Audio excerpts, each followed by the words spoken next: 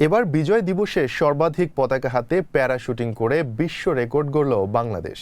স্বাধীনতার ৫৪ বছর পূর্তি উপলক্ষে বিজয় দিবসে ঢাকার আকাশে তৈরি হয়েছিল এক অনন্য দৃশ্য। মঙ্গলবার রাজধানীর তেজগাঁওয়ের পুরনো বিমানবন্দর সংলগ্ন প্যারেড গ্রাউন্ডে সশস্ত্র বাহিনীর উদ্যোগে এই বিশেষ আয়োজন অনুষ্ঠিত হয়। বিজয় দিবস উপলক্ষে আয়োজিত এই প্যারাশুটিং প্রদর্শনীতে অংশ নেন টিম বাংলাদেশের ৫৪ জন প্যারাট্রুপার।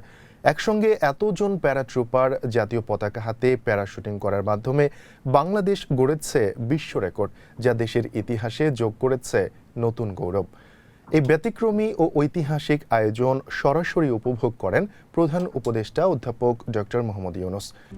RICL TMX, যুগের পর যুগ স্থাপনা থাকে মজবুত।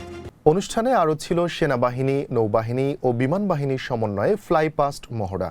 বিজয় দিবসের এই আয়োজন কেবল একটি বিশ্ব রেকর্ডই নয়, বরং এটি স্বাধীনতার চেতনা, সাহস ও দেশপ্রেমের এক শক্তিশালী প্রতীক।